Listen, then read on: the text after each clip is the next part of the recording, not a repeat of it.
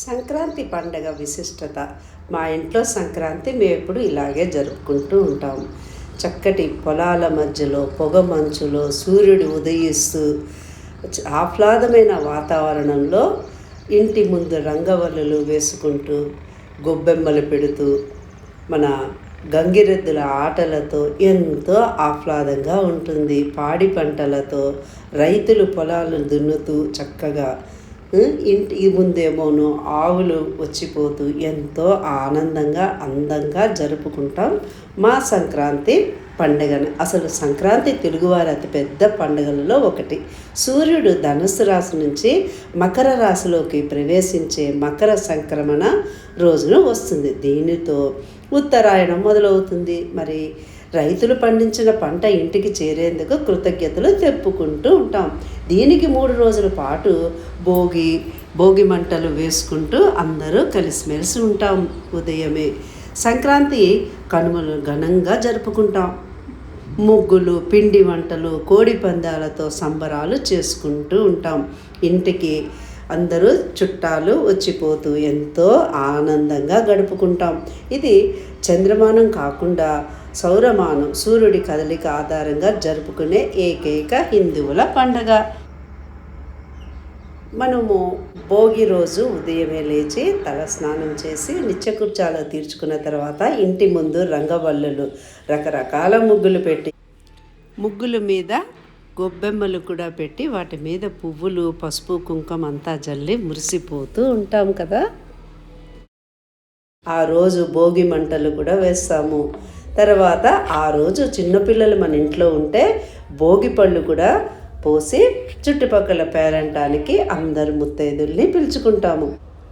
రంగురంగుల ముగ్గులు వేస్తూ ఆ ఆడపిల్లలందరూ కూడా వాళ్ళకు వచ్చిన ముగ్గులన్నీ వేస్తూ మురిసిపోతూ ఉంటారు. చూడండి, ఆ చిన్న పాప ఎంత చక్కగా శ్రద్ధగా శ్రీకృష్ణుడి ముగ్గుని వేస్తుందో చూడండి. జై శ్రీకృష్ణ. సూర్యుడు ఈ సమయంలో ఎంతో అందంగా కనిపిస్తూ ఉంటాడు.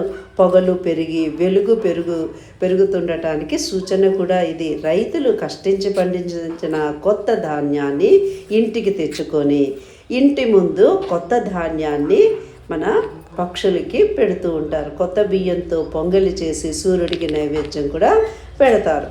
పశువులను పూజిస్తారు, వాటికి ఆహారం పెడతారు. పశువుల పండగ కూడా జరుగుతుంది. భూమిని, నీరు, పశువులకు కృతజ్ఞతలు చెప్పుకుంటూ ఉంటారు. పండుగ రోజు 3 రోజులు బంధుమిత్రులతో ఇల్లు కలకలలాడిపోతూ ఉంటుంది. మన ఇంటి ముందు గంగిరెద్దుల ఆటల గురించి అక్కడ గంగిరెద్దులకి బోల్డని ఆటలు నేర్పుతూ ఇంటికి ముందు తీసుకొచ్చి ఆడిస్తూ ఉంటారు. ఎంత బాగుంటాయంటే మనం చూసి ఆనందించవలసిందే. సంక్రాంతి పండుగ రోజు ఈ గంగిరెద్దుల ఆటలు చాలా విశిష్టంగా ఉంటాయి. వాటికి కొత్త బట్టలు ఇవ్వడము, లేకపోతే ఇంట్లో ఉండే ఆహార పదార్థాలు, పళ్ళు ఇవన్నీ ఇచ్చి ఆ ఆటలు చూసి చిన్నపిల్లలు, పెద్దవాళ్ళు మురిసిపోతూ ఉంటారు. చూడండి, గంగిరెద్దులు ప్రతి ఇంటి దగ్గరికి చక్కగా వచ్చి ఆడతాయి.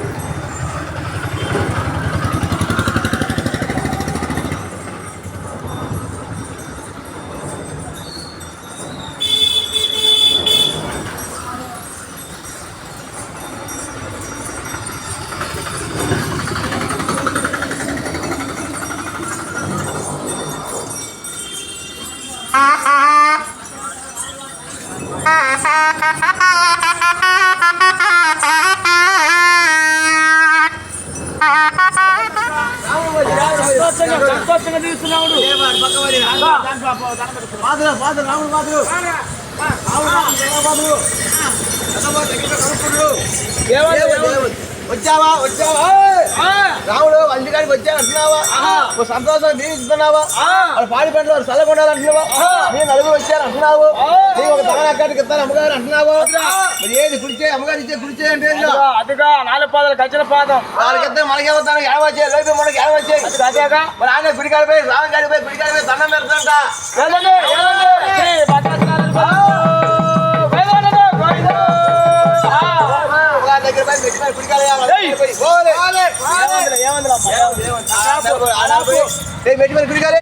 చాలా విశేషంగా ఆ రోజు ఇంటి ముందుకి ఆవులు వచ్చి వాటంతట అవే వచ్చి కూర్చొని ప్రశాంతంగా విశ్రాంతి తీసుకుంటూ ఉంటాయి.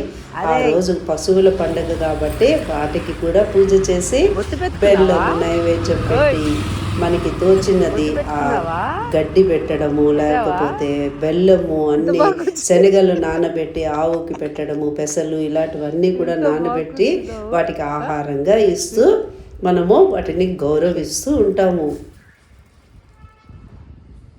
చల్లగా ఉందా? ఎలా ఎక్కావు ఇక్కడి నుంచి అక్కడికి? అలా ఎక్కొచ్చావా? ఇలా ఎక్కావా? ఎలా ఎక్కావు? ఏమి ఎలా ఎక్కావు దీన్ని? Hello hello hello hello baby.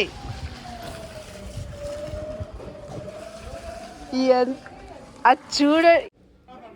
తర్వాత మన అతిథి దేవో భవ అంటారు కదా.